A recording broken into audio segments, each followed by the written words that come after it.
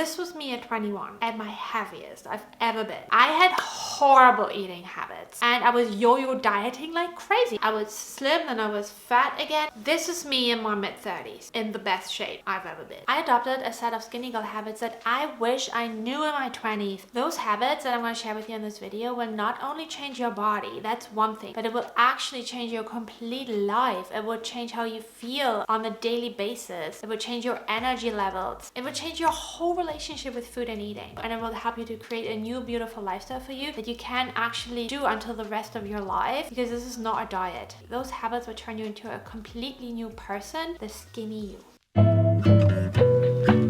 Number one, ditching diets. This might be counterintuitive, but you need to stop dieting. Diets work in the short term. They help you to lose weight, but they are really terrible in helping you maintaining weight. Thinking you're on a diet is the worst. Like, how do you feel when you think that? Like, you hate your life. So we're not doing this anymore. We're not going on diets anymore. You're gonna lose the weight without being on a diet. If you are drawn to some sort of diet, some quick fix, stop it. No keto diet, no intermittent fasting diet, nothing that you don't truly want to do until the rest of your life. The following habits will help you to actually not needing to do a diet anymore. Naturally skinny girls are not on a diet, okay? So they don't even have that habit. So stop it. Number two is don't drink your calories. Be mindful of how many liquid calories you're consuming. Your Starbucks drinks, all the alcohol that you consume, everything has calories. And I don't want you to think about, oh, everything has calories, but it does. You need to just be mindful of how much liquid calories you're actually consuming, because if you just cut down on it, or if you just choose the skinny version of it, you will save so many calories and you will automatically lose weight without it feeling like you're doing anything. Not only not drinking your calories, but increase drinking water. Honestly, I'm drinking 3 liters per day now, and that helps me so much with cravings, because oftentimes your body confuses hunger for thirst. So drink more. If you're only drinking when you're thirsty, that means you're already dehydrated. So make sure that you're staying hydrated throughout the day. I have a big glass water bottle on my desk all the time. It's 1 liter, and I know I have to drink 3 of those during the day. So get a big bottle that you fill up with water so that you can track how much you're drinking. Number 3, you need to keep your blood sugar stable. This is something that I had no idea about in my 20s. Blood sugar was for like diabetic people. When your blood sugar is out of whack, you have way more cravings. The way you keep your blood sugar stable is that you really increase your fiber and your protein in your diet. That you are not eating sweets on an empty stomach or in between all the time. Here candy, there candy. This spikes your blood sugar. When you have a meal, make sure that you have not only carbs on there, that you also have protein and healthy fats, because they will buffer the spike from the carbohydrates. You need to have balanced meals. That is a balanced meal. Carbohydrates, protein, fats. I'm not saying don't have your afternoon treat. That's fine. But you will notice when you have a chocolate bar on an empty stomach that you will feel good in the moment. But afterwards, what happens is you often feel a little bit fatigued. You feel a little bit sluggish. You have some brain fog. And that's when you crave more sweets, because your body wants this blood sugar to go up again. So stabilizing your blood sugar is such a game changer. And the most important thing when it comes to that, I think, and that's the next point, number 4, is have a low sugar breakfast. I used to have really sweet breakfasts, like toast with Nutella, jam, pistachio croissants. In Germany, people eat cake for breakfast, and that will spike your blood sugar. And then by 11 o'clock, you feel tired and you want to eat. To start with a protein-rich breakfast. Protein, healthy fats in your breakfast. It can be a little bit sweet, but make it low sugar. Have berries in there. Don't pour a liter of honey over your yogurt. That is going to spike your blood sugar so badly. Put some mashed banana in there, then you at least get the fiber from the banana. If you can make it savory, that's probably the best thing, to have just like avocado toast with eggs, or just an omelette with avocado. So you can also have yogurt. I love yogurt, or porridge, but make sure that you add a lot of protein to it. Add protein powder to it. Add egg white to your porridge. If you just have banana and porridge without any healthy fats or protein, that will also really spike your blood sugars. Learn to have 3 meals a day and don't skip meals. I always used to skip meals because I was like, I need to save the calories. When I did this, I was always overeating. I skipped lunch because I was like, oh, I don't want to like eat lunch now. I want to wait for dinner. And then I overate at dinner, because you're gonna do something that is called compensatory eating, where you're so hungry that you just completely overeat. if you struggle with things like that, overeating at night, for example, that you have 3 balanced meals throughout the day so that you're not super hungry when dinner hits. And then when you have 3 meals a day, you also know that your next meal is coming, so it's not like you have to snack a lot in between because you know, oh, I'm gonna eat in like 3 hours again or 4 hours again. So you can just wait for hunger. And that is the next point. Wait until you're hungry. I used to be so worried of hunger. I was like, oh my God, I can't be hungry. I was always worried that I didn't get enough food. That comes from a restrictive diet mentality when you actually did starve yourself. And when you went on a restrictive diet, like your body is so scared now of starvation. It's a trauma response and we need to get out of it. We need to tell our brain, no, there is always enough food there. Like I'm not actually starving when I wait for my next meal. You're not lost in the desert somewhere where you're not gonna get any food. You get food in like 4 hours. You'll be okay. You're not gonna starve. Skinny girl habit is really that you eat only when you're hungry. Let this feeling arise in your body. You probably don't even know how it feels anymore to be hungry. You're not gonna do boredom eating, so you're not gonna eat just because you're bored. If you eat for any other reason than being hungry, ask yourself why that is. That is not a habit that will make you lose weight. You're not gonna do screw it eating. That is when you trying to stay on track and then you eat something that is like not being on track, and then you're like, oh screw it, now my day is ruined and now I just eat everything. No, it literally makes no sense. You need to stop yourself. You need to practice this. You need to force yourself, really force yourself to only eat when you're hungry for a week and see everything that comes up. Everything that comes up in your brain, the urges that come up when you want to eat. That really tells you like, wow, I am so addicted to eating when I'm not actually hungry, because you're using food for anything else but to actually fuel your body. You use it to compensate for something, to calm you down, to cope with something. Using food for that is not a healthy coping mechanism. So challenge yourself for a whole week, only eat when you're hungry. If you take one thing away from this video, this is what I want you to do. Portion control. I think this is one of the most important things. Eating to 80% full, not eating to 100, 120, 150. If you feel like you need to unbutton your pants after every meal, that is a sign that you're eating too much, you're overeating. You need to eat smaller portions. I say this a lot. Big people eat big, small people eat small. If you want to be in a smaller body and you want to lose weight, you need to eat less. People say, eating less and moving more is bad advice. I don't know who came up with saying that. That is not bad advice. This is how you get into a smaller body. And portion control feels hard when you're eating big portions. It's not going to feel easy. But you need to think about, who do I want to be? How is my future self eating? How is she behaving with food? Maybe this is something that will never completely go away, but I still need to sometimes, when I put food on my plate, be like, is this my future self? Is this a future self portion? Or is this an old Monia portion? And it's hard to stop eating when it tastes so good, but you're already full. It's really important that you learn to eat slowly. Skinny girls, they eat slowly. Like naturally thin people eat slowly. You will see this. Like just watch your friends who are naturally thin. They always eat slowly. And that's why they often don't even finish a meal, because they are already full. It takes 20 minutes for your brain to get the signal from your stomach that you're full. So you need to take at least 20 minutes for a meal. If you're done within 5 minutes with your meal, like there's something not right. One tip that I have that I also like really practice, because I'm a fast eater and I need to practice this, is putting my utensil down after each bite. So I take a bite and then I put my utensil down, because what you normally do is you do like this. So while you're chewing, you normally already get more food up. You're not doing this, okay? You practice to chew, put your utensil down, chew, talk, whatever. So you only take your utensil up for every bite. This is really a great method if you're a really fast eater, because it will force you to eat slower. Food is not a reward. You're not a dog. And I think that's something that we learn as kids, unfortunately, that, oh, you've done so well, like you're gonna get a cake. Oh, you've done so well, you're gonna get some chocolate. So we get actually conditioned to believe that food is a reward. If you're someone who struggles with weight, that is not a healthy mindset. And you know, if this is you and you're like, you had a hard day and you need to treat yourself now. It was tough. You're going through a tough time. You deserve the cookies. What is a reward is maybe a great experience that involves food. So meeting a friend for brunch can be a reward for having a tough week at work, or you just want to enjoy yourself on the weekend. That can be a reward. So food can be part of an experience. That is the reward. Eating a cookie, eating pizza is not a reward. You need to get away from the focus of always food being the focus. Food is on a pedestal for you. If food is a reward for you, it's on a pedestal, and you're obsessed with eating, you're obsessed with food, that's what you need to cut. The way to do that is to just take food off the pedestal and create an experience where food is maybe part of it, but where it is not the main thing. I eat protein and fiber for every meal. This is something that I never did in my 20s. I had no idea about nutrition. I only ate low calorie yogurts and stuff like that. No carbs. I was like a no carb girly, like, oh, bread is evil. Like, this is all stupid. You can have bread, you can have great bread, sourdough. I have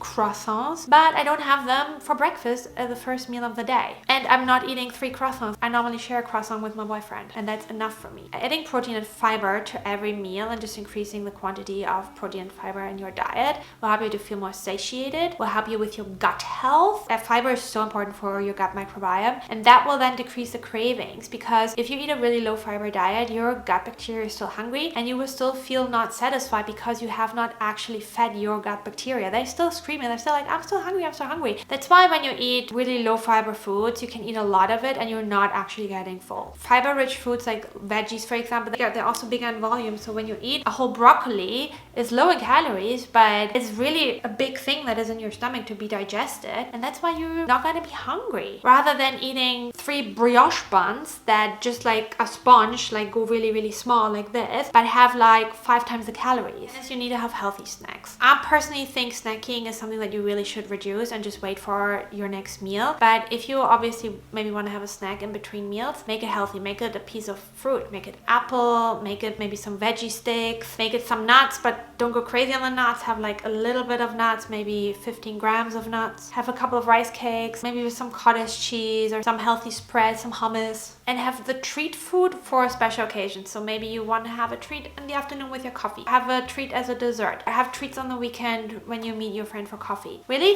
think about making this a little bit more of a nicer experience where you really sit down and enjoy it, because if you're just gulping down your chocolate, you're not enjoying it. It's not pleasurable. How often did you eat a bag of chips or a whole bar of chocolate and you didn't even notice it because you didn't even enjoy any of it? You need to allow yourself treat foods. You cannot have a lifestyle where you don't have foods that are quote unquote unhealthy. Yeah, we're not gonna do this. We're not having this diet mindset. There are foods that are fueling your body, and then there are foods that are fueling your soul. But if we're eating too much of a certain food, and it doesn't matter what food, even if we eat too much broccoli, it's not going to feel good. Any overconsumption does not feel good. So we're gonna have treat foods in moderation, but generally we want to eat less sugar. We don't eat sugar 5 times a day. Learn to read the packaging of things. Learn to see how much sugar is actually in things, how much you consume sugar. I have had a sugar-free month right now, like a refined sugar-free month, and I am shocked how much sugar is in stuff. There's sugar in mayonnaise, there's sugar in mustard, there's sugar in freaking everything. And if you learn to read the labels, you will understand, oh wow, like I'm eating so much sugar that I could just cut out. And the reason why you want to cut this out is because the more sugar you eat, the more you crave sugar. It's a vicious cycle. So have sugar. I love sugary treats, but have them in moderation. Plan them, have them sometimes, and you look forward to them. And you're also going to feel so much better. You're going to feel clearer. You're going to feel more focused. You're going to feel less bloated. Your skin is going to be glowy. We're having a little piece of chocolate. We're not having 5 pieces of chocolate. We need to learn the principle of one and done and really enjoy it. And then we're going to sit with the feeling of what comes up when we want to eat more, but we don't actually need more, because that is the work that you need to do. You need to get to the point where you learn, why do I want to keep eating? Certain foods just make it easier to overeat on them. They increase the cravings for them. That is the ultra processed, high sugary foods. So we want to limit them. I'm not saying don't ever eat them. I think that's not realistic. I also love ultra processed food. I love Cadbury chocolate. I'm not going to live without it. We need to limit them. We don't need to have them all day, every day. You're going to set your environment up for success. Don't have your binge foods at home. There is a lot of foods that I don't buy. I don't buy ice cream anymore. I don't buy Ben and Jerry's because it's going to be gone in a day. Like, I cannot control myself around ice cream. I just know my certain foods. It's so hard for me to like not overeat on them. If it's something that you know you cannot control yourself around, maybe it is peanut butter, maybe it is certain cookies. Buy one and then that's it. That's why I like to buy like little tubs of Ben & Jerry's. Then you eat one little tub and that's it. Portion done. One and done. Have a bowl of fruit in the kitchen that you always get reminded of eating fruit. Veggies. Have the things that you want to eat outside so that you then see them. You know, food is off limit. Okay? You can eat anything that you want. You need to train your brain that anything is available for you. Because if you restrict yourself of certain foods, and with restrict I mean like that you say you can't have them, then you want them even more, and then you keep thinking about them and you eventually gonna binge on them. So we're not doing that. We can have everything whenever we want, but we're gonna plan it, we're gonna sit down, we're gonna look forward to it. I used to be really worried of carbs. I used to not eat pasta, not eat bread, and then what happens is you start to binge on carbs. Or you get scared of carbs. You also don't want that. You don't need to be scared of any food. You need to be okay with any food, and I feel like it's so empowering when you know I can have every food, it's just the portion size. I can have croissants, I can have ice cream, I can have pasta, it's just the portion size that matters. I eat pasta now, but I eat a small portion. Too much pasta doesn't make me feel good. It makes me feel really heavy and sluggish. So I need to go do my workout now. I will finish the video tomorrow. Home cooked meals, okay? Skinny girls cook a lot at home. They make their own meals, they meal prep. They don't always go out and just get takeaway. When you cook your meals at home, you actually know what you put in there. You can make sure that you know exactly the ingredients that go in there. And it's not a chore to cook. I never used to cook. I always used to do pre-packaged meals. I used to do a lot of frozen pizza back in the day. And the way I learned to cook was when I lived on my own for the first time. Because first of all, I don't want to spend a lot of money on takeaways. It's super expensive. And you know what? When you start cooking and start to follow recipes that you save on TikTok, on Instagram, on Pinterest, it's so relaxing in the kitchen to just prepare your own meal. It's an act of self-love and self-care to cook for yourself. No plate clearing. Just because you overeat does not cure the hunger crisis in the world. Plate clearing is a horrible habit. It really took me a lot of effort and time and practice to be okay with throwing food away and not finishing a meal when I go out to eat. What I do now is I just eat until enough. I eat slowly and then I take the goodie bag. And the same goes for when you have your own meals at home. I've had this yesterday. I made cottage cheese pizza for me and my boyfriend, and there was a little piece left for me. My boyfriend already finished his, and I was like, okay, I could finish this now and then I would be quite full, but I do still want dessert. So I made some protein ice cream, and I was like, if I eat this now and then eat dessert, I will be uncomfortable full. So I already have practiced this. So now I know, I'm like, I'm just gonna keep this little slice. It was honestly just this, and I'll just have this for my lunch tomorrow. Skinny girls don't do last chance eating. Last chance eating is when you're at a party and they have food there and you feel like, oh my god, this is